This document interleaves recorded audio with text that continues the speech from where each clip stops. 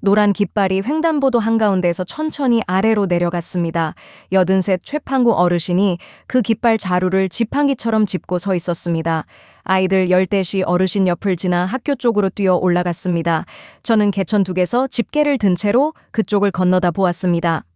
어르신은 신호가 2번 바뀌는 동안 그 자리에서 발을 떼지 못했습니다. 그 자리는 지난주에 어르신이 제 손으로 뽑은 자리였습니다. 80이 넘은 3사람이 모두 그 오르막 구간에 뽑혀 있었습니다. 제비를 다시 뽑자고 하면 뽑기는 뽑기가 아니게 됩니다. 제 이름은 배덕수이고 올해 80입니다. 읍내 극장에서 40년 동안 영사기를 돌리며 살았습니다. 극장이 헐린 뒤로는 4년을 방 안에서만 지냈습니다. 작년 봄에 읍내 노인 일자리 사업에 신청서를 냈습니다. 사무실에서는 제 나이를 2번 확인하고 조장을 맡겼습니다. 제조는 저를 넣어 12사람이고 구간 넷으로 갈렸습니다. 주에 사흘을 나와서 하루에 3시간을 채우는 일입니다. 하는 일은 등굣길에 서는 것과 개천둑을 훑는 것입니다. 구간 넷 가운데 학교 앞 오르막이 제일 사납습니다. 아이들이 몰리는 40분 동안은 앉을 자리가 아예 없습니다.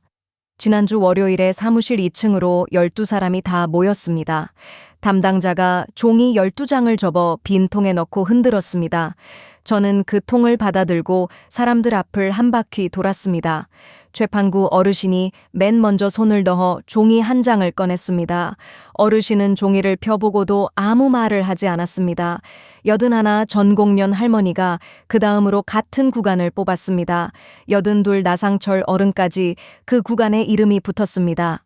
2층 방이 조용해지자 전공년 할머니가 저를 보았습니다. 이 오르막을 어떻게 사흘씩 올라갑니까? 저는 통을 책상에 내려놓고 손바닥을 바지에 문질렀습니다. 그날 저녁에 저는 밥상을 물리고 방바닥에 그냥 앉았습니다. 벽장을 열어 낡은 소의 얼레를 꺼내 무릎 위에 올렸습니다. 극장이 헐릴 때 제가 들고 나온 물건은 이것 하나입니다. 얼레를 손가락으로 밀자 소의 살이 소리를 내며 돌았습니다. 저는 손을 멈추고 조언 명단을 방바닥에 펴놓았습니다. 이튿날 아침에 저는 학교 앞 오르막으로 먼저 올라갔습니다. 최판구 어르신이 담벼락에 등을 붙이고 서 있었습니다. 깃발을 든 팔이 어깨 아래로 조금씩 내려오고 있었습니다. 저는 어르신 옆으로 가서 나란히 섰습니다. 보건소에서 오래 서 있지 말라는 말을 들었습니다.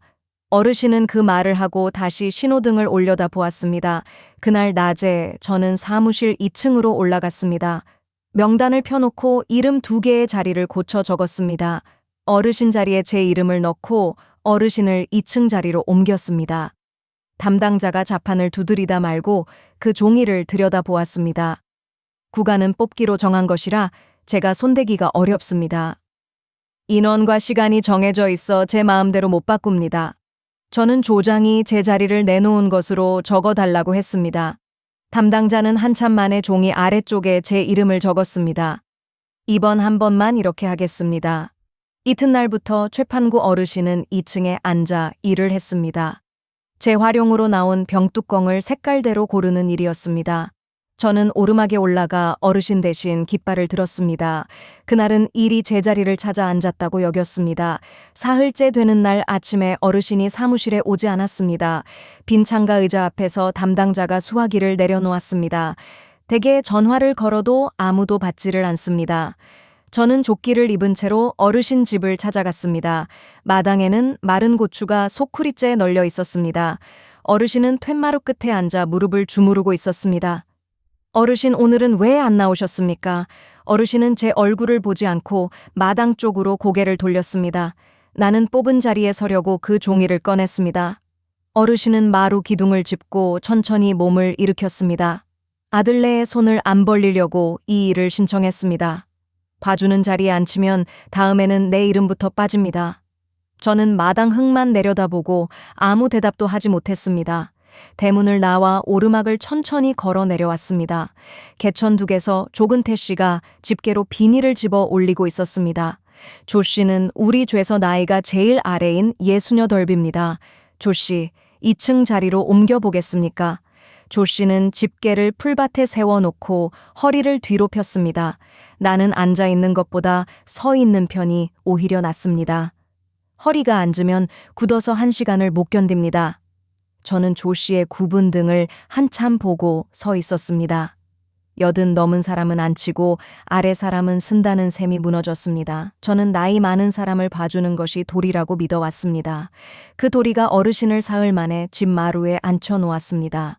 사람을 골라 옮기는 방식으로는 아무도 제자리에 두지 못합니다. 저는 2개 세워둔 집게를 뽑아 어깨에 걸쳤습니다.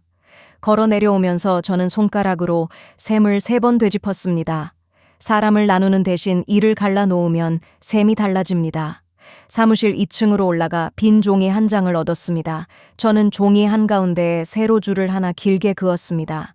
왼쪽에는 서서 하는 일을, 오른쪽에는 앉아서 하는 일을 적었습니다. 등굣길 횡단보도와 개천 둑길은 왼쪽으로 갔습니다.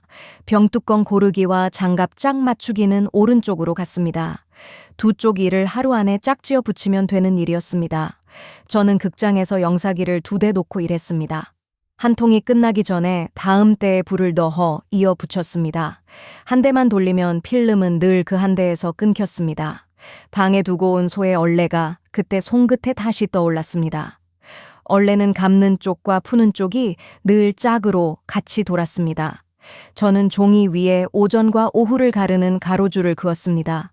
오전 1시간 반은 12사람이 다 서서 일합니다. 오후 1시간 반은 12사람이 다 앉아서 일합니다. 구간은 뽑은 대로 그냥 두고 시간만 반으로 갈랐습니다. 종이 아래에 2사람씩 짝을 지어 6줄을 적었습니다. 짝은 오르막에 선 사람 옆에 두 구간 사람을 붙였습니다. 이튿날 아침에 저는 그 종이를 담당자 책상 위에 올렸습니다. 담당자는 손가락으로 사람 수와 시간을 2번 더해 보았습니다. 사람 수도 그대로고 시간도 그대로입니다. 담당자는 위에 올려보겠다고 하고 종이를 복사했습니다. 사흘 뒤에 그 종이가 도장이 찍혀 2층으로 돌아왔습니다. 저는 종이를 접어 조끼 안주머니에 넣어 두었습니다. 그날 낮에 12사람을 2층에 다시 모았습니다.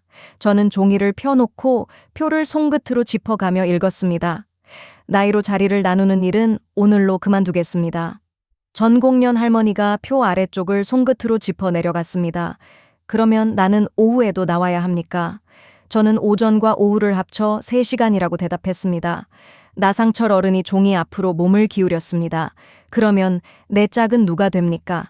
저는 어른 이름 옆에 적힌 조 씨 이름을 짚어 보였습니다. 조근태 씨가 손을 들고 자리에서 일어섰습니다. 나는 오후에도 서 있는 쪽으로 넣어 주십시오. 저는 조 씨 이름 옆에 서서 하는 쪽 표시를 다시 했습니다. 이튿날 아침에 최판구 어르신이 사무실 문을 열고 들어왔습니다. 어르신은 벽에 붙은 표 앞에 서서 자기 이름을 찾았습니다. 표 위에서 어르신 이름은 오르막 구간에 그대로 있었습니다. 내 자리가 그대로 있으니 나는 나오겠습니다. 저는 어르신에게 조끼와 장갑을 2손으로 건넸습니다. 세 표대로 하는 첫날 아침에 12사람이 구간 넷에 나눠 섰습니다. 짝끼리 마주보고 서서 아이들을 하나씩 건너보냈습니다. 마지막 아이가 지나간 뒤에 깃발이 한꺼번에 내려갔습니다. 저는 둑을 훑고 온 사람들에게서 집게를 걷었습니다. 창고 앞에 모아 세운 집게는 모두 12개였습니다. 사무실 뒤 연장 창고 문을 밀고 안으로 들어갔습니다. 구석에 엎어져 있던 양철통 2개를 밖으로 끌어냈습니다. 자루가 긴 집게 7개를 한쪽 통에 꽂아 세웠습니다. 자루가 짧은 집게 5개를 다른 통에 꽂아 세웠습니다. 창고 안쪽에서 긴 나무 걸상을 2손으로 끌어냈습니다. 걸상을 2통 사이에 놓고 다리 밑을 발로 맞췄습니다. 저는 걸상 가운데를 손바닥으로 눌러 흔들리는지 보았습니다.